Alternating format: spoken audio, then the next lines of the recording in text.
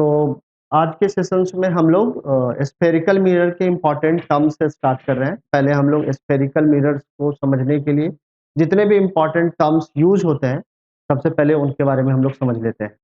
तो सबसे पहला जो टर्म है वो हमारा है सेंटर ऑफ कर्वेचर। तो आप देखेंगे कि अगर एक स्फेरिकल मिरर के बारे में अगर हम लोग बात करें तो एक स्फेरिकल मिरर किसी न किसी स्फीयर का, हॉलो स्फीयर का पार्ट होता है। तो इस हॉलो स्फीयर का कोई ना कोई सेंटर भी होगा।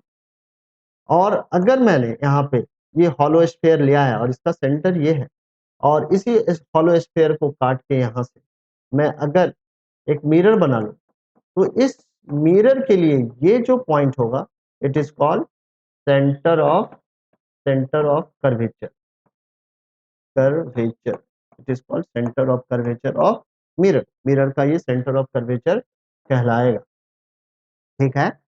So basically center of curvature is the center of the sphere which mirror is a part। इसका मिरर क्या है? एक हिस्सा है। और सेंटर ऑफ कर्वेचर को हमेशा ही हम लोग C से रिप्रेजेंट करते हैं। Now second term is radius of curvature. तो रेडियस ऑफ कर्वेचर क्या है? अगर आपका हॉलो स्फीयर एक आप ले रहे हो और इस हॉलो स्फीयर का ये रेडियस है तो ये जो रेडियस है वो इस मिरर के लिए आपका कहलाएगा रेडियस ऑफ कर्वेचर। तो radius of curvature is the radius of the sphere of which mirror is a part. तो रेडियस ऑफ कर्वेचर आप लोगों को समझ में आ गया होगा। अब हम लोग पोल के बारे में समझते हैं। तो अगर आपने एक कॉनकेव मिरर ले लो या आप एक कॉन्वेक्स मिरर ले लो, इन दोनों के ड्यूरेशन में, इन दोनों में अगर आप कॉनकेव ले रहे हो या कॉन्वेक्स ले रहे हो, इन दोनों में जो इस मिरर का जो सेंटर होगा इट इज कॉल्ड पोल। इसको हम लोग कहेंगे पोल। तो कॉन्वेक्स में भी ये क्या है? It is the centre of the mirror, तो it is also called pole. ठीक है। तो pole is the centre of the spherical mirror. Principal axis क्या है जरा ये समझते हैं। तो अगर आप एक कॉनकेव मिरर बनाओ या कॉन्वेक्स मिरर बना लो, कॉन्वेक्स मिरर बना लेते हैं हम लोग, इन दोनों सिचुएशंस में आप देखेंगे कि इस कॉनकेव मिरर का ये पोल है और ये सेंटर ऑफ कर्वेचर है। तो पोल से लेके सेंटर ऑफ कर्वेचर को मिलाने वाली लाइन को ही हम लोग प्रिंसिपल एक्सिस कहते हैं। कॉन्वेक्स मिरर के भी ड्यूरेशंस में यही आपका डेफिनेशन रहने वाला है। अगर कॉन्वेक्स मिरर का ये पोल है तो सेंटर ऑफ कर्वेचर किधर होगा? आपके राइट हैंड के साइड में होगा। तो सेंटर ऑफ कर्वेचर और पोल के मिलाने वाली लाइन को हम लोग यहाँ जो CP है it is called principal axis of the given mirror. अब हमारा जो नेक्स्ट टर्म है it is principal focus of concave mirror and convex mirror. तो सबसे पहले हम लोग कॉनकेव मिरर के प्रिंसिपल फोकस को समझने का ट्राई करते हैं।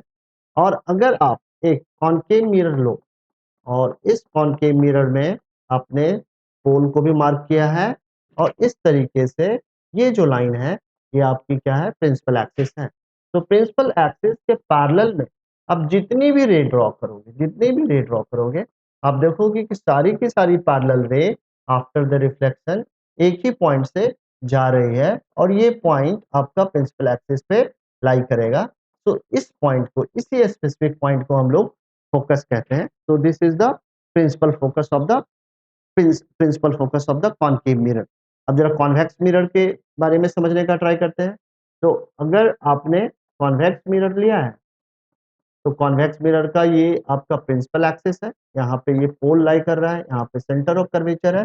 तो इस प्रिंसिपल एक्सिस के पैरेलल जितनी भी आप रे ड्रॉ करोगे ये सारी रे रिफ्लेक्शंस के बाद ऐसे अपीयर होगा कि ये एक ही पॉइंट से होके आ रही है और ये जो पर्टिकुलर पॉइंट है ये बेसिकली प्रिंसिपल एक्सिस पे लाई करेगा और इसी पर्टिकुलर पॉइंट को हम लोग कॉन्वेक्स मिरर का प्रिंसिपल फोकस भी कहते हैं।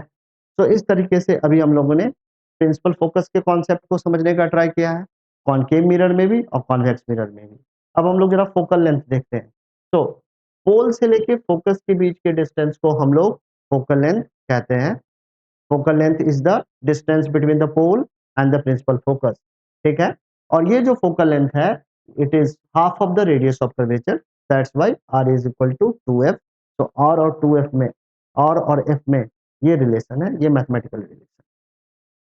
अब हम लोग आगे बढ़ते हैं और अगली वाली स्लाइड में मैंने एक कॉनकेव मिरर बनाया है और इसी कॉनकेव मिरर में हम लोगों ने सेंटर ऑफ कर्वेचर को भी मार्क किया है, फोकस को भी मार्क किया है, पोल को भी मार्क किया है, पोल से लेके फोकस के बीच के डिस्टेंस को हमने फोकल लेंथ रखा है और सेंटर ऑफ कर्वेचर से पोल के बीच के डिस्टेंस को हमने रेडियस ऑफ कर्वेचर। अब हम लोग नेक्स्ट स्लाइड पे मूव करते हैं और नेक्स्ट स्लाइड पे जो हमारा टॉपिक है it is reflection of by spherical mirror.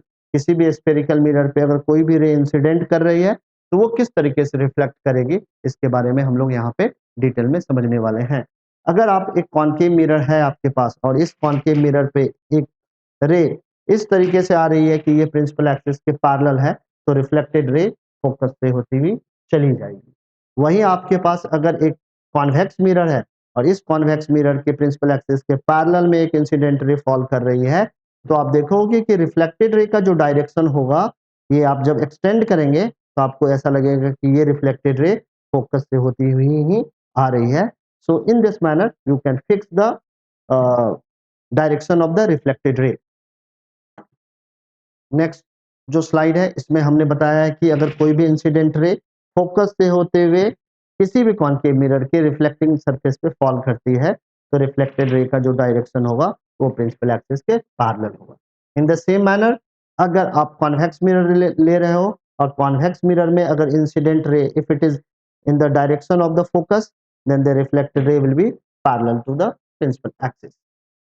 Next जो हमारा टॉपिक है, इस टॉपिक में हमने ये कवर किया है कि अगर इंसिडेंट रे सेंटर ऑफ कर्वेचर से होते हुए अगर कॉनकेव मिरर के रिफ्लेक्टिंग सरफेस पे फॉल करती है, तो जो रिफ्लेक्टेड रे होगा फिर से सेंटर ऑफ कर्वेचर से होते हुए बाउंस बैक कर जाएगी।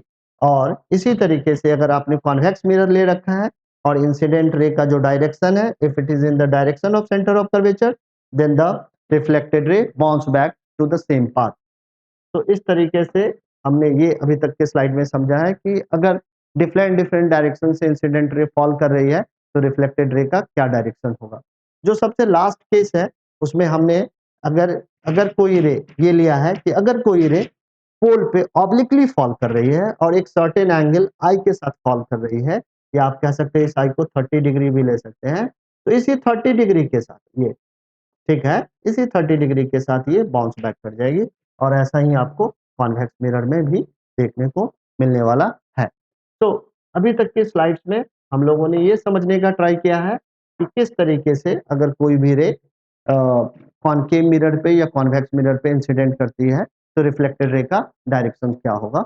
और ये समझने का कारण ये है कि जो हमारा इसके अगला सेशंस होगा उसमें हम लोग इमेज फॉर्मेशंस के बारे में पढ़ने वाले हैं और इमेज फॉर्मेशंस को आप अच्छे तरीके तभी समझ सकते हो जब आपको मालूम हो कि अगर कोई भी इंसिडेंट रे स्फेरिकल मिरर पे फॉल कर रही है तो फॉल करने के बाद रिफ्लेक्टेड रे का क्या डायरेक्शन होगा। तो आज के सेशंस में हम लोग यहीं पे आज का सेशन हम लोग कंक्लूड करते हैं, फिर से अगले सेशन में मिलते हैं।